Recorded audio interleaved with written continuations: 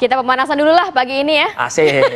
Nanti kan ada lanjutan sidang MK ya, sidang PHPU nantinya juga hari ini jadwalnya adalah kubu 01 ya, akan menghadirkan saksi ahli dalam persidangan pagi hari ini. Kita akan membahas Penasaran siapa orang-orangnya. siapa orang-orangnya. Kita hadirkan sudah 4 narasumber pagi hari ini. Mas Zuhad Aji Firmantoro, Direktur Eksekutif Tim Hukum Nasional Anies Muhaimin. Selamat pagi Mas Aji. Sehat ya Mas Aji ya? Ada Bang Frits tuh. Ada Bang Frits Edward Siregar, Wakil Komandan Alfa TKM Prabowo Gibran. Selamat Pagi Bang Frits. Pagi. Kemudian juga ada Bang Firman Jayadeli, Wakil Deputi Hukum TPN Ganjar Mahfud. Selamat pagi Bang Firman. Pagi. Ketemu lagi Bang. Sehat ya. Kemudian juga Mas Ilham Saputra, Ketua KPU 2021 sampai dengan 2022. Selamat pagi Mas Ilham. Pagi. Kita tanya dulu yang nanti akan menghadirkan saksi dan juga ahli. Nah. Gimana Mas Aji persiapannya? Ya, alhamdulillah. Pembuktian dari tim 01. Ya, benar. Semalam kita sudah selesaikan briefing bersama beberapa saksi, lalu ada yang hilang nggak saksinya tuh? Oh, banyak. Ada yang mundur nggak saksinya? Banyak. Lebih dari 10 lah kita hilang, Bang. Lebih dari 10? Lebih dari 10? Iya, kita hilang. Oh, enggak. Jadi awalnya itu kan kita punya banyak. Pasti banyak dia punya, sudah ada kumpulan saksi sudah banyak. Jadi kita menyiapkan saksi itu kan sudah sejak lama ya. Beberapa itu baru 2-3 hari inilah. Tapi kuotanya 19 kan? Hanya Yap, betul. Nah, kemarin itu ya bahkan di H-1 kemarin masih ada satu juga yang balik kanan. Dan akhirnya buat kita juga agak kelabakan gitu ya.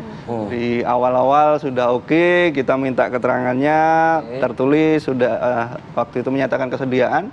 Tapi ya mau apa dikata, orangnya tiba-tiba mengatakan tidak bersedia. Saksinya dari mana aja sih Mas? Kita ada, kalau saksi fakta itu bisa dari banyak dari mulai. Udah mulai kayak hakim nih. Banyak dari luar daerah juga kita hadirkan beberapa saksi kejadian. Tapi gini ya, kan hukum beracara di Mahkamah Konstitusi ini kan khusus ya. Dia khas sekali. PMK 4 itu dia menjelaskan bahwa saksi itu secara tegas itu malah tidak ditulis sebagai saksi orang yang melihat, menyaksikan, mendengarkan, bukan begitu kan dia.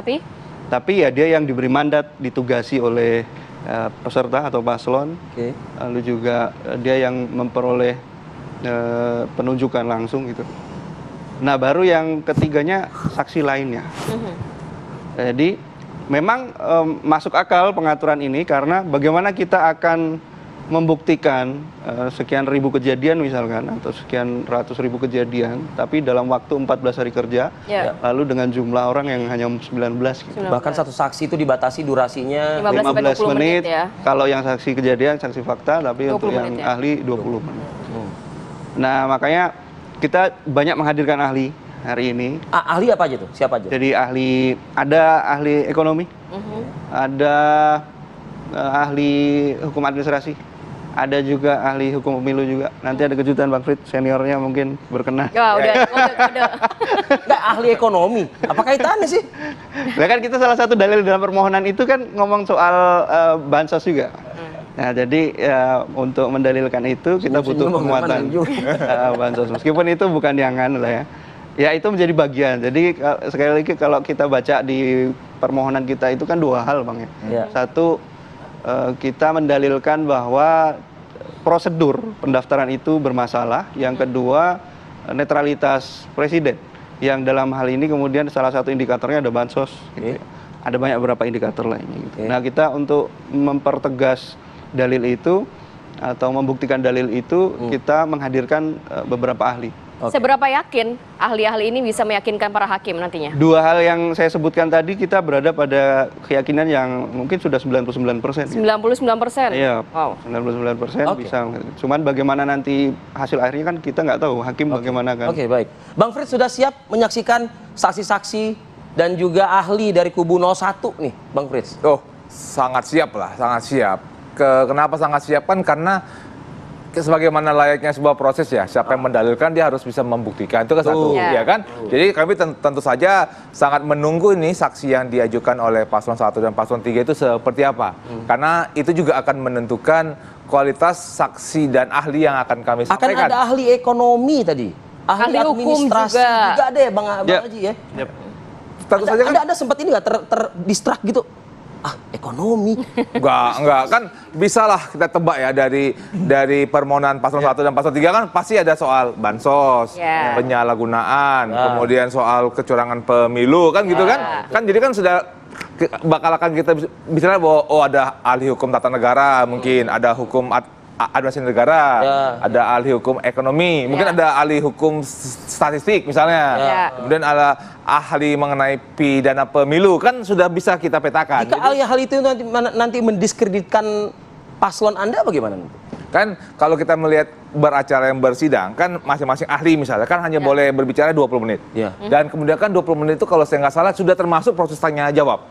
Jadi kalau ahlinya ngomongnya kebanyakan, ada juga efeknya juga kan, berarti hakim nggak bisa mengeksplor. Dan yang kedua, hakim itu yang bertanya, yang paling pertama yang bertanya Bang ya. Jadi setelah ditanyain, setelah si ahli menghadirkan ahli yang diminta hadir itu, kemudian si hakim yang bakal bertanya. Dan itu waktunya cuma 20 menit.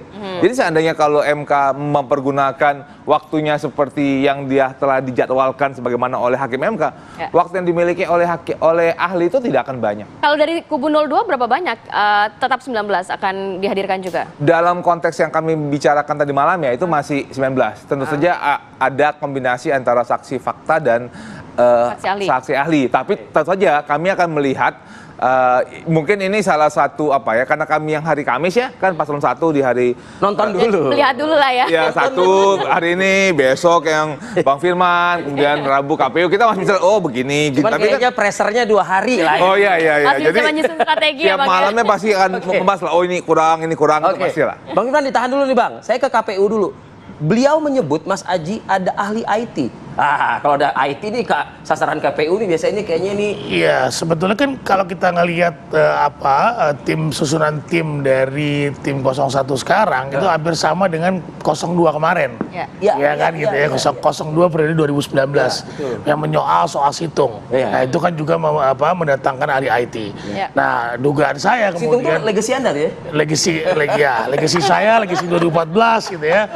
Dan itu kalau kita ngelihat gaya atau stylenya Mas Bambang Wijayanto, nanti dia akan eksplor secara detail terkait dengan kesalahan-kesalahan apa saja yang kemungkinan nanti akan dieksplor tentang apa sih kesalahan-kesalahan dari si rekap, gitu kan. Kemudian nanti akan ada forensiknya, gitu kan, karena pernyataan-pernyataan beliau. Berarti KPU sudah menyiapkan itu semua berarti ya, termasuk ya pasti.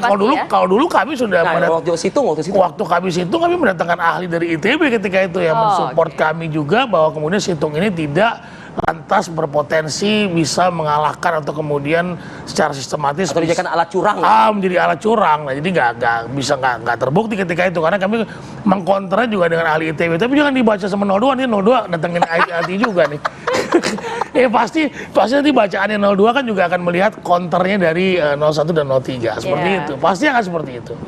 Oke, baik. Tapi kalau untuk kali ini agak berbeda nggak sih dibandingkan tahun waktu Mas Ilham dengan karena sekarang ada 2 yang melakukan permohonan. Kalau kami kan dulu cuma 1 yang melakukan permohonan. Nah, jadi mungkin pembatasan waktu dan mekanismenya mungkin diatur agak berbeda oleh hakim-hakim MK. Oke, Bang Firman, kita nanti juga akan ulas ya di segmen berikutnya dengan Anda ya. Usai jeda para berikut kami akan kembali.